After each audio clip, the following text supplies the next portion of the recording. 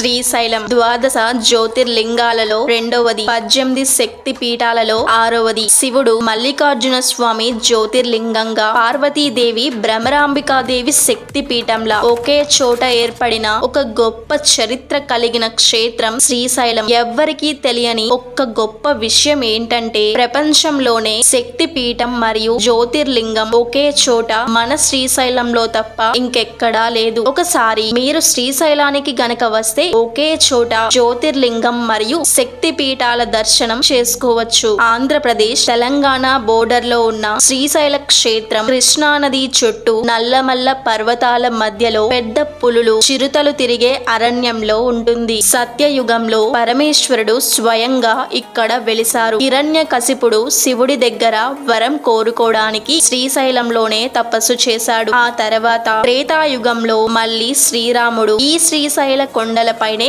సహస్రలింగ ప్రతిష్ఠ చేశారు. అంటే 1000 లింగాలను ప్రతిష్ఠించారు. సీతాదేవి కూడా శ్రీశైల ఆలయంలో లింగ ప్రతిష్ఠ చేశారు. ఆ తర్వాత మళ్ళీ ద్వాపర యుగంలో పాండవులు అరణ్య వనవాసం చేస్తున్న సమయంలో కూడా శ్రీశైల క్షేత్రంలో లింగ ప్రతిష్ఠ చేశారు. వీళ్ళందరూ ప్రతిష్ఠించిన లింగాలు ఇప్పటికీ శ్రీశైలంలో చూడవచ్చు. అయితే యుగ యుగాలుగా దేవదేవతలు సైతం దర్శించుకుంటున్న ఈ శ్రీశైలం ఎలా ఏర్పడింది అన్న విషయాలతో పాటు శివుడి జ్యోతిర్లింగం, సతీదేవి శక్తి పీఠం ఒకే చోట ఉన్న ఏకైక పుణ్యక్షేత్రంగా శ్రీశైలం ఎలా మారింది అనే విషయాన్ని ఈ వీడియోలో చాలా స్పష్టంగా ఎక్స్ప్లెయిన్ చేయబోతున్నాను. వీడియోని కంప్లీట్ గా చూడండి, ఎండింగ్ మాత్రం అస్సలు మిస్ అవ్వద్దు.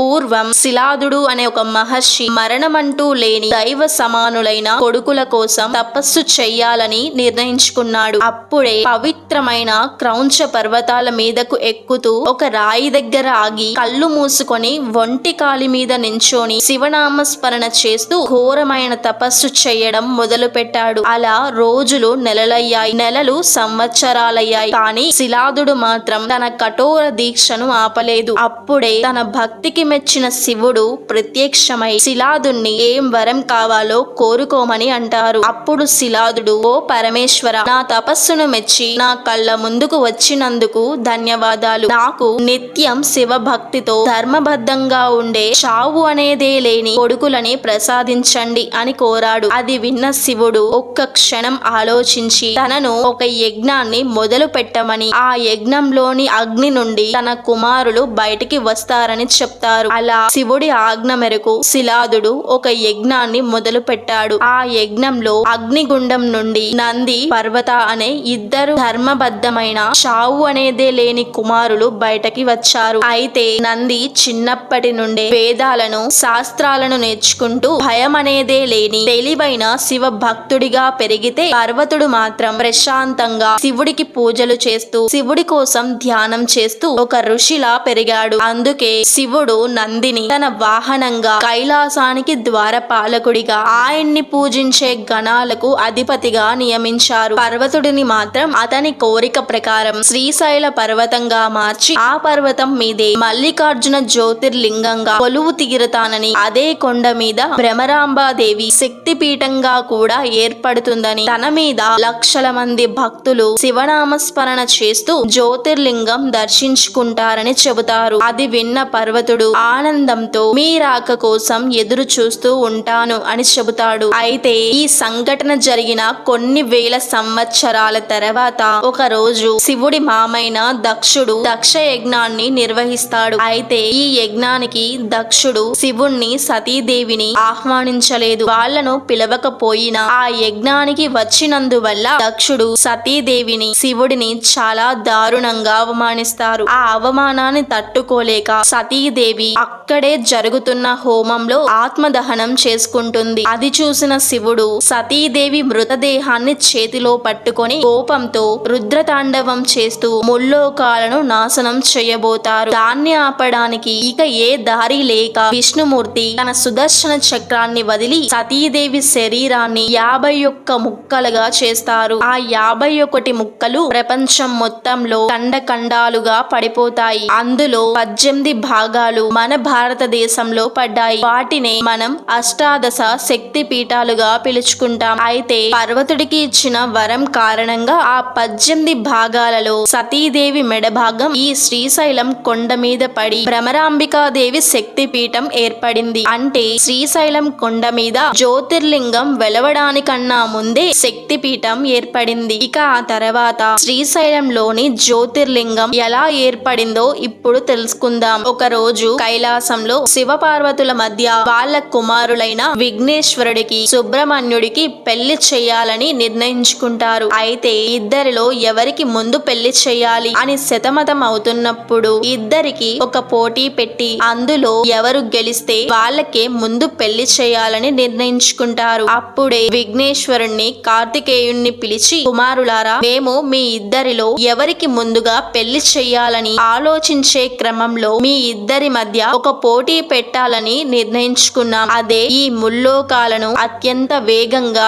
చుట్టి రావడం. మీలో ఎవరైతే ఈ పోటీలో గెలుస్తారో వాళ్ళకే ముందుగా పెళ్లి చేస్తాం అని చెప్పారు. దాంతో అక్కడున్న కొంతమంది విఘ్నేశ్వరుణ్ణి చూసి నవ్వడం మొదలు పెట్టారు. ఎందుకంటే విఘ్నేశ్వరుడి వాహనం ఎలుక, కార్తికేయుడి వాహనం నెమలి. ఎలుక నెమలితో పోటీ పడడం అసాధ్యమని, ఖచ్చితంగా కార్తికేయుడే గెలుస్తాడని అక్కడున్న వాళ్ళతో పాటు కార్తికేయుడు కూడా నమ్మాడు. ఇక ఆలస్యం చెయ్యకుండా వెంటనే తన నెమలి మీద కూర్చొని మెరుపు వేగంతో కార్తికేయుడు కైలాసం నుండి బయలుదేరుతాడు. అయితే విఘ్నేశ్వరుడు మాత్రం కనీసం ఎలుక మీద కూడా కూర్చోకుండా ఆలోచించడం మొదలు పెడతాడు. అక్కడున్న వాళ్ళందరూ విఘ్నేశ్వరుడు తన ఓటమిని ఒప్పేసుకున్నాడని, కార్తికేయుడే విజయం సాధిస్తాడని నవ్వుకోవడం మొదలు పెట్టారు. కానీ ఇంతలో విఘ్నేశ్వరుడు శివపార్వతుల దగ్గరికి వచ్చి కళ్ళు మూసుకొని వాళ్లకు నమస్కరిస్తూ వాళ్ళ చుట్టూ 3 సార్లు తిరిగి వాళ్ళ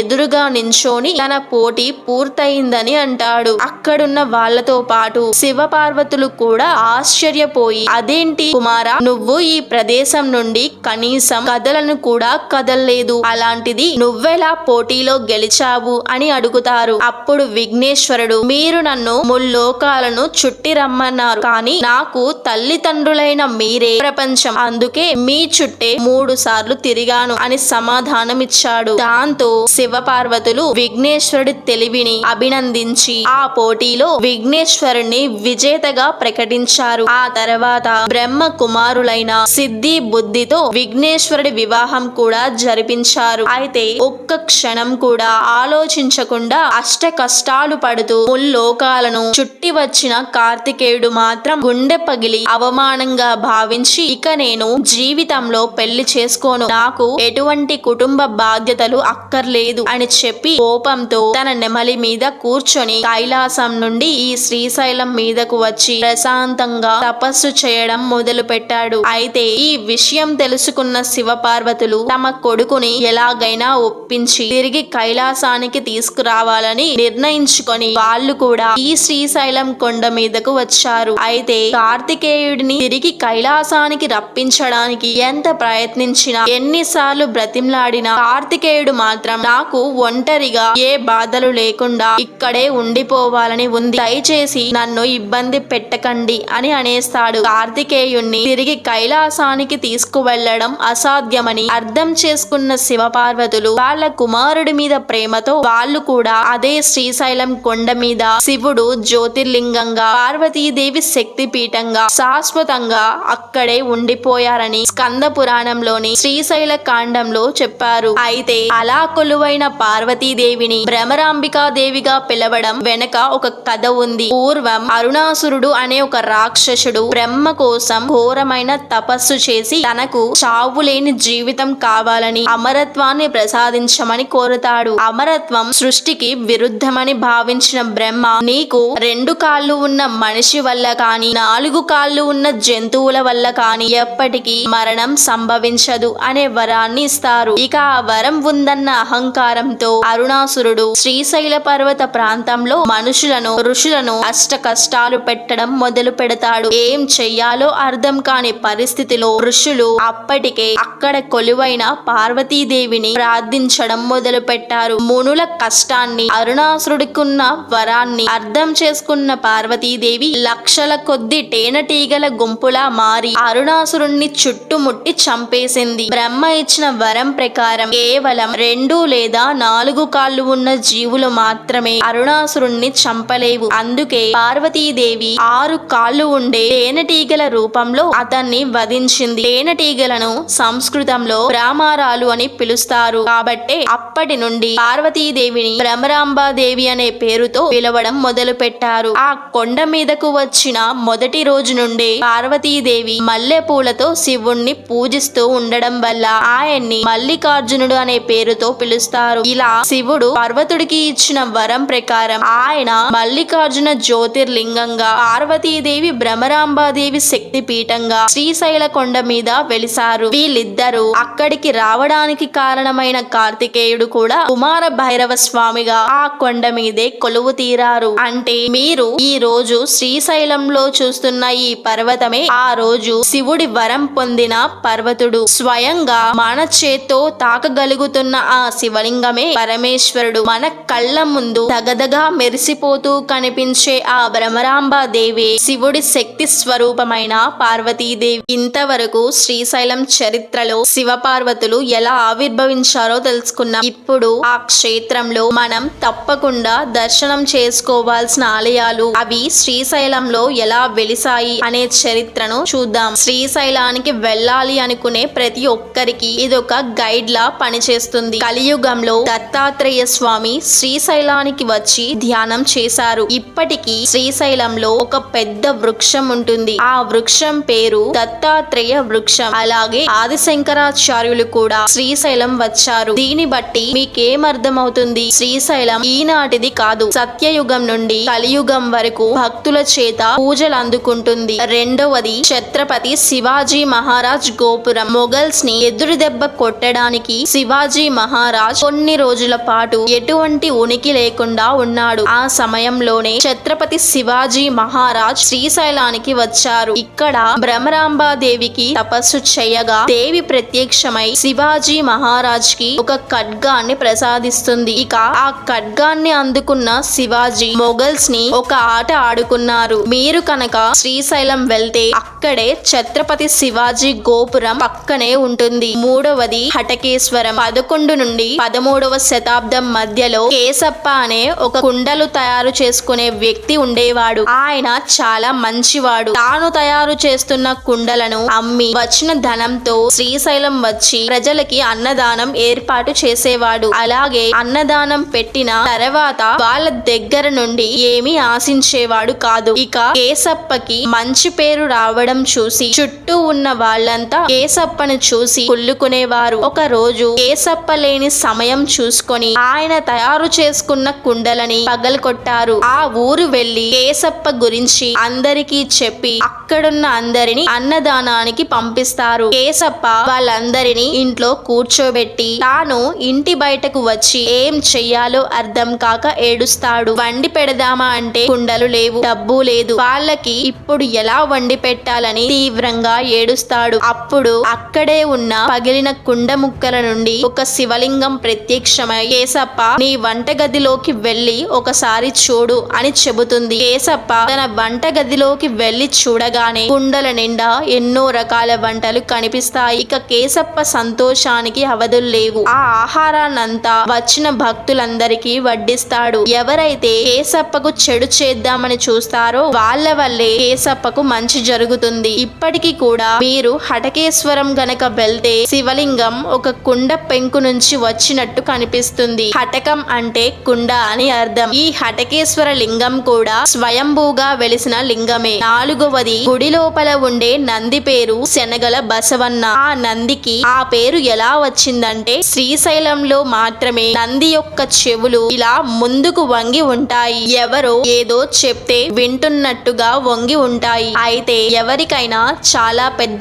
కష్టం వస్తే ఆ నంది యొక్క చెవులో చెప్పాలి. మన కష్టాలన్నిటినీ ఆ నంది వింటుంది. ఎప్పుడైతే మీ కోరికలు, మీరు చెప్పిన కష్టాలు తీరుతాయో కొన్ని శనగలు ఒక మూటలో కట్టుకొని ఆ నంది మెడలో కట్టి ఆహారంగా తీసుకోమని చెప్పాలి. అలా నందికి శనగలు సమర్పిస్తారు కాబట్టి ఆ నంది పేరు శనగల బసవన్నగా మారింది. ఐదవది మల్లమ్మ కన్నీరు. ఈ కథ సరిగ్గా 13-14వ శతాబ్దం శతాబ్దంలో జరిగింది. ఆ సమయంలో నాగిరెడ్డి మరియు గోవమ్మ అనే దంపతులకు శివుడి అంశతో మల్లమ్మ జన్మిస్తుంది. మల్లమ్మ చిన్నప్పటి నుండే పరమ శివ భక్తురాలు, అలాగే చాలా దయాగుణం కలిగిన ఆవిడ. మల్లమ్మకు పరమారెడ్డి అనే వ్యక్తితో పెళ్లి అవుతుంది. పెళ్లైన తర్వాత కూడా మల్లమ్మ ఇంటి పనులన్నిటినీ సరిగ్గా చేసేది. తాను పరమారెడ్డి ఇంటికి వచ్చిన తర్వాతే ఆ ఇంటికి అష్టైశ్వర్యాలు వచ్చాయి. అత్తామామలు కూడా మల్లమ్మను చాలా బాగా చూసుకునేవారు. మల్లమ్మ ఇంటికి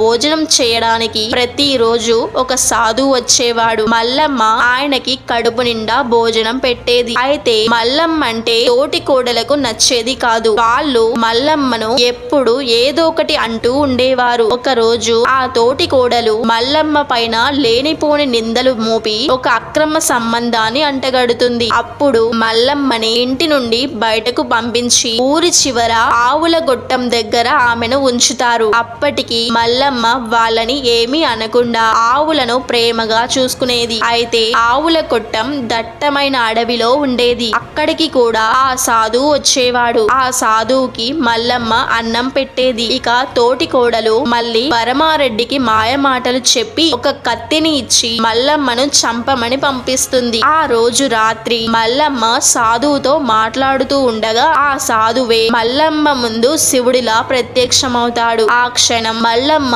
శివుణ్ణి చూడగానే తన కళ్ళ నుండి ఆనంద బాష్పాలు వస్తాయి. ఇంకోవైపు మల్లమ్మని చంపడానికి వచ్చిన పరమారెడ్డి కూడా అక్కడ జరుగుతున్న సన్నివేశం చూసి తన దగ్గరున్న కత్తిని కింద పడేసి మల్లమ్మ దగ్గరికి వెళ్లి వేడుకుంటారు. ఇప్పటికీ మీరు ఈ ఆలయానికి వెళ్తే లోపల ఒక చిన్న సెలయేరు ఉంటుంది. ఇప్పటికీ కూడా రెండు చిన్న రాళ్ల మధ్య నుండి చిన్న ప్రవాహం వస్తుంది. ఎంత కరువు వచ్చినా సరే ఆ ప్రవాహం మాత్రం ఆగదు. మల్లమ్మ ఆనంద బాష్పాలు ఆ చోట పడడం వల్ల ఆ ప్రవాహం ఏర్పడింది. ఇప్పటికీ కూడా ఆలయంలో ఆ రాళ్ల నుండి వస్తున్న నీళ్లని మనకు తీర్థంగా పెడతారు. ఆ నీళ్లు కూడా చాలా స్వచ్ఛంగా ఉంటాయి. అయితే మీకు ఇక్కడ ఇంకొక ఆశ్చర్యమైన విషయం ఏంటో తెలుసా? కవి వేమన ఉన్నారు కదా, ఆయనే విశ్వదాభిరామ వినురవేమ. ఈ వేమన గారు ఎవరో తెలుసా? మల్లమ్మ గారి మరిది. ఎప్పుడైతే మల్లమ్మ దగ్గరికి వేమన వచ్చాడో అప్పుడే భోగి వేమన కాస్త యోగి వేమనలా మారాడు. వేమనకి చాలా చెడ్డ అలవాట్లు ఉండేవి. ఇక మల్లమ్మ దగ్గరికి వచ్చిన తర్వాత ఆయనకి చెడ్డ అలవాట్లన్నీ పోయి వేమన శతకాన్ని రాయడం మొదలు పెట్టాడు. ఇది మల్లమ్మ కన్నీరు కథ. ఈ ఆలయాన్ని అస్సలు మిస్ అవ్వద్దు. 6వది సాక్షి గణపతి ఆలయం. శ్రీశైలం వెళ్లే మార్గంలో ముందు మనకి సాక్షి గణపతి ఆలయం కనిపిస్తుంది. అయితే ఈ ఆలయం ప్రత్యేకత ఏంటంటే ఎవరైతే శ్రీశైల మల్లికార్జున స్వామిని దర్శించుకోవడానికి వస్తారో వాళ్ళు ఖచ్చితంగా సాక్షి గణపతి ఆలయానికి వెళ్ళాలి. అక్కడ మన పేరు మరియు గోత్రం సాక్షి గణపతికి చెప్పాలి. అప్పుడు గణపయ్య తన దగ్గర ఉన్న యాత్రాపత్రం అంటే ఒక పుస్తకంలో మన పేర్లను మన గోత్రాలను రాసుకుంటారు. అంటే మనం ఈ ఆలయాన్ని సందర్శించామని. ఇక్కడికి వచ్చే భక్తులు కూడా ఖచ్చితంగా ఈ ఆలయానికి వెళ్తారు. మీరు వెళ్ళినప్పుడు కూడా అస్సలు మిస్ అవ్వకండి. 7వది శిఖరం. నల్లమల్ల అడవుల్లోనే ఎత్తైన పర్వతం. అందుకే ఈ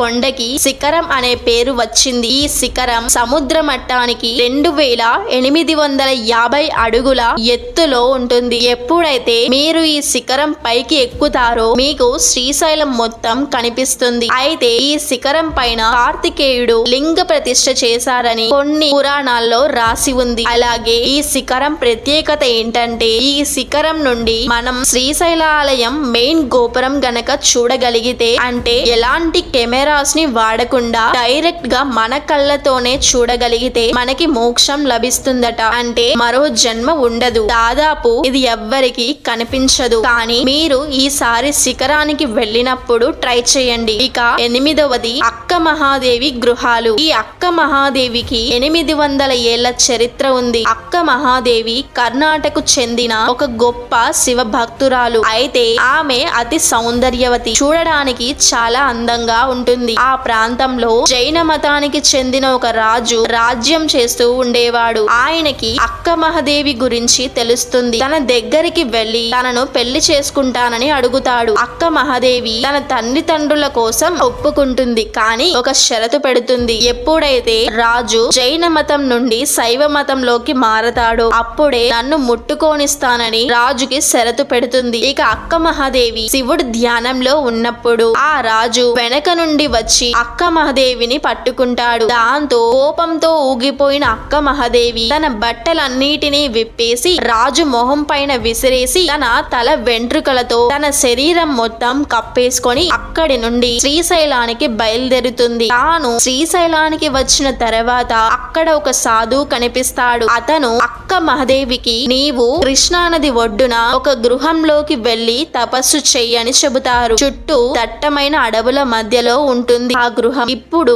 ఈ కాలంలో కూడా రాత్రులు అక్కడ చిరుతపులుల అరుపులు వినిపిస్తాయి. అలాంటిది ఆ కాలంలో ఎన్నో క్రూర మృగాలు ఆ స్థానంలో నివసించేవి. ఇక అక్క మహాదేవి నగ్నంగా తన వెంట్రుకలను కప్పుకొని కేవలం శివనామస్మరణ చేస్తూ ఆ గృహానికి చేరుకుంది. అక్కడ శివుడికి తపస్సు చేయడం మొదలు పెట్టింది. ఇప్పటికి కూడా మనం అక్క మహాదేవి గృహంలోకి వెళ్ళొచ్చు. అక్కడికి చేరాలంటే మనకు కింద పాతాళ గంగ దగ్గర బోటింగ్ సర్వీస్ ఉంటుంది. అలా దాదాపు బోట్ లో 10 కిలోమీటర్ల పాటు కృష్ణా నదిలో ప్రయాణిస్తే మనం అక్క మహాదేవి గృహంలోకి చేరుకోవచ్చు. ఈ గృహం చాలా పెద్దగా ఉంటుంది. అక్కడ ఎలాంటి లైటింగ్స్ ఉండవు. అలా గృహ లోపలికి కొంత దూరం వెళ్ళిన తర్వాత అక్కడ స్వయంభూగా వెలిసిన శివలింగం మనకు కనిపిస్తుంది. ఆ శివలింగాన్ని దర్శించుకొని రావాలి. చుట్టూ దట్టమైన అడవి, పెద్ద గృహ, మధ్యలో కృష్ణా నది. అలాగే ఆ గృహంలో ఎంతో శక్తివంతమైన శివలింగం. ఒక్కసారి ఈ దృశ్యాన్ని ఊహించండి ఎలా ఉంటుందో. ఇక